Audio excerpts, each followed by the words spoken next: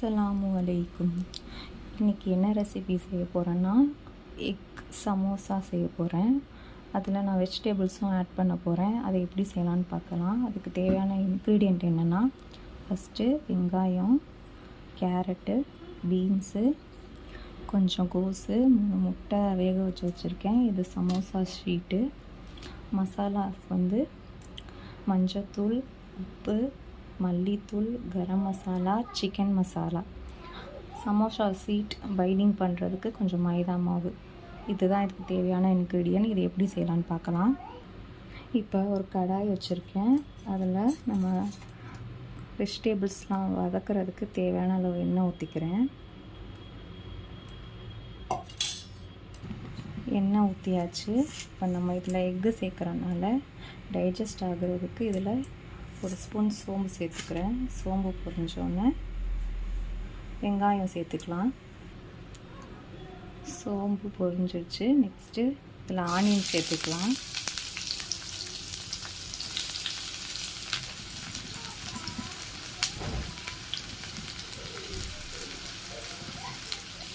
இப்போ ஆனியன் சேர்த்து இதை நல்லா வதக்கிக்கோங்க. கலர் சேஞ்ச் ஆகணும். பாருங்கள், வெங்காயம் இந்த அளவுக்கு வதங்கிருச்சு. நெக்ஸ்ட்டு இதில் பீன்ஸு, கேரட்டு சேர்த்துக்கலாம்.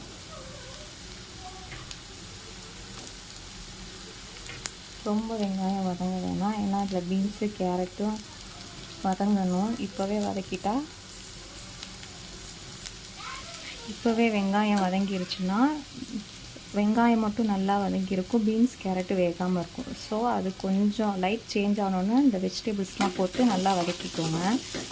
அடுத்து நம்ம இதில் கோஸு சேர்த்துக்கலாம். அப்போ தான் எல்லாமே ஈவனாக குக் ஆகும். இப்போ இந்த வெஜிடபிள்ஸ்க்கு தேவையான சால்ட் ஆட் பண்ணிக்கலாம் கொஞ்சம் வேகிறதுக்கு.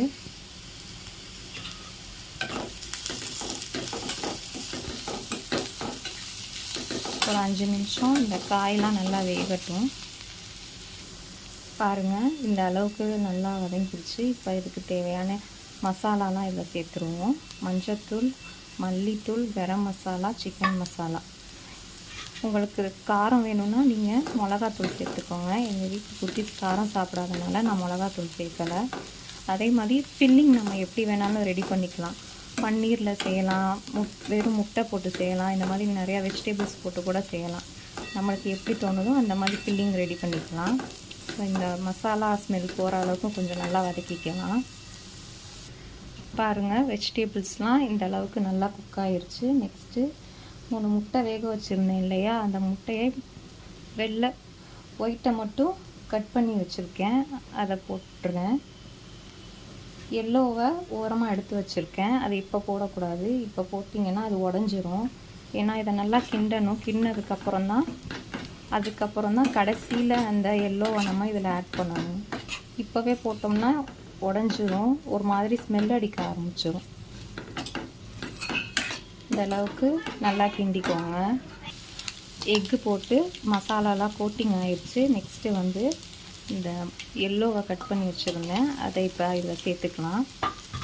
சேர்த்துட்டு லைட்டாக இதை கிளறி விடணும்.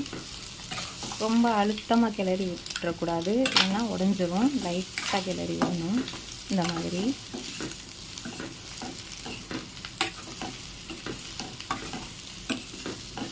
அவ்வளோதான். இப்போ சமோசாவுக்கு வைக்கிற ஃபில்லிங்ஸ் ரெடி ஆயிடுச்சு.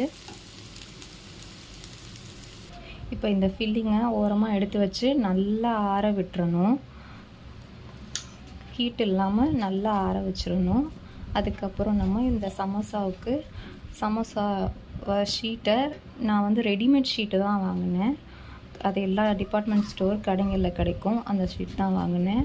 அதையும் நம்ம ஃப்ரிட்ஜில் இருந்து வெளியில் அந்த கூலிங் போகிற அளவுக்கு எடுத்து வச்சிடணும். இப்போ இது ஆறுனதுக்கப்புறம் அதை எப்படி மடித்து ஃப்ரை பண்ணலான்னு பார்க்கலாம். சம்சாவை இந்த மாதிரி ஃபில் பண்ணி மடித்து வச்சுருக்கேன். நான் ஃபில் பண்ணதை காட்ட முடியல. இந்த மாதிரி மடித்து வச்சுக்கோங்க. இப்போ ஃபோல்ட் பண்ணி வச்ச சமோசாவை நம்ம இப்போ ஆயிலில் ஏற்கனவே நான் ஃப்ரை பண்ணிட்டேன்.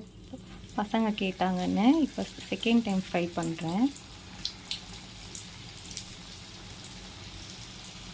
இந்த மாதிரி போட்டு ஃப்ரை பண்ணிக்கோங்க. போட்ட உடனே திருப்பிடாதீங்க.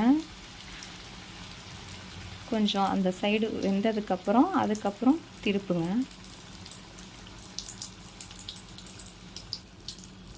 பாருங்கள், ஒன் சைடு நல்லா வெந்துருச்சு. இப்போ நெக்ஸ்ட்டு சைடு நம்ம திருப்பி போட்டுடலாம்.